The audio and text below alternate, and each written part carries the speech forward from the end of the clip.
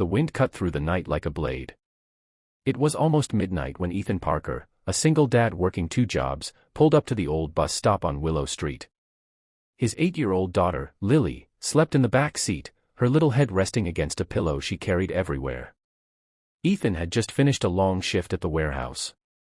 His body ached, his spirit felt heavy, and all he wanted was to collapse into bed. But fate had other plans. As his headlights swept across the bus stop, he saw her. An old woman, hunched, trembling, her legs twisted unnaturally. She sat in a rickety wheelchair, soaked from the earlier rain, clutching a torn blanket around her shoulders. Her eyes looked lost, like someone who had stopped expecting help long ago. Ethan pressed the brakes. Something in his heart whispered, "Stop. Don't leave her there." He stepped out of the car. "Ma'am, are you all right?" he asked gently. The woman shivered, her voice barely a breath. "The last bus never came. I don't have anywhere else to go. I'm sorry." Her apology pierced him.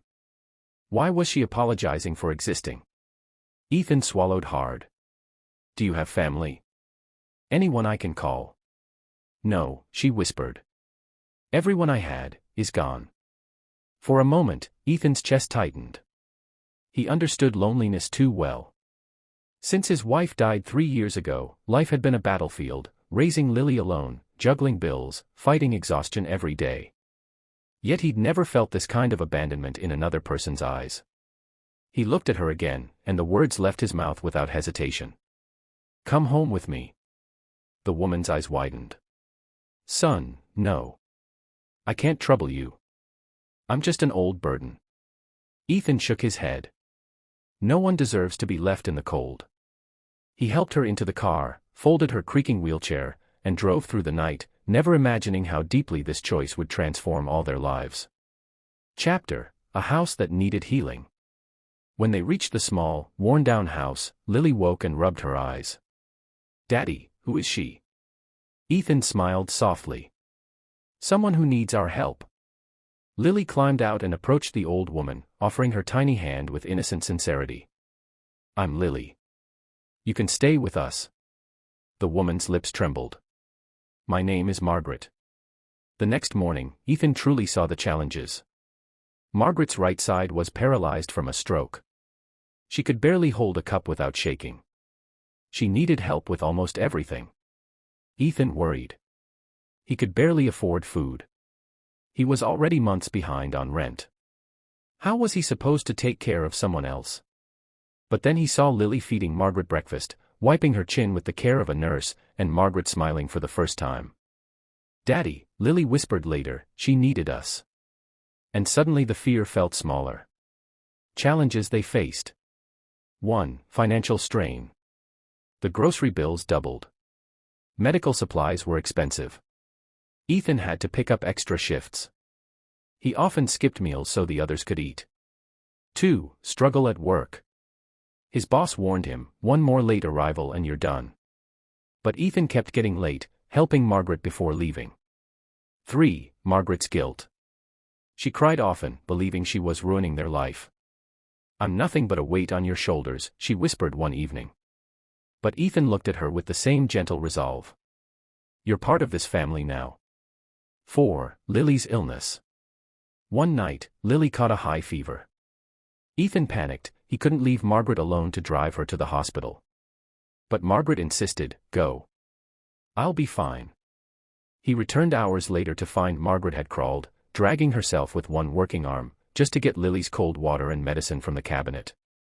"My sweet girl needed help," she said through tears. In that moment, Ethan realized something powerful. She wasn't a burden. She loved them already. A turning point. One morning, a social worker knocked on the door. Ethan feared they would take Margaret away, or worse, accuse him of neglect. Instead, the woman stared at Ethan with disbelief. "You're the Ethan Parker who found her at the bus stop." He nodded nervously. "She's been missing from our elder care program for weeks. We've been searching for her everywhere." Ethan froze. "Is she in trouble?" The social worker shook her head. "No. Actually, she's eligible for full home care assistance." A nurse, monthly funds, medical equipment, everything. Ethan's knees almost gave out. It felt like the universe had exhaled after holding its breath. Margaret began crying softly. I didn't want to be a burden. The nurse knelt beside her. You're not. You're lucky. This man saved your life. The beautiful resolution. Over the following weeks, a nurse visited daily. Home care funds helped pay rent and bills. Margaret's health improved. She regained movement in her fingers and could speak more clearly. Ethan no longer worked himself to exhaustion. Lily had a grandmother figure, someone who read her stories, braided her hair, and watched her drawings with awe. One evening, as they sat around the dinner table, Margaret looked at Ethan and whispered, I thought my life was over that night at the bus stop. But you gave me a home when you had nothing. How can I ever repay you? Ethan shook his head, smiling warmly. You already have. Lily hugged Margaret tightly. You're our family now. Margaret burst into tears, overwhelmed by a kind of love she hadn't felt in decades. The inspiring message. Sometimes the richest hearts live in the poorest homes. Sometimes the people we save end up saving us right back. Ethan didn't just rescue a stranger. He gained a grandmother for his daughter. He filled the empty spaces of his home with love again. And Margaret, once a forgotten soul at a lonely bus stop, found a family who saw her worth. All because one exhausted single dad stopped his car, looked at a shivering old woman, and said the words that changed everything.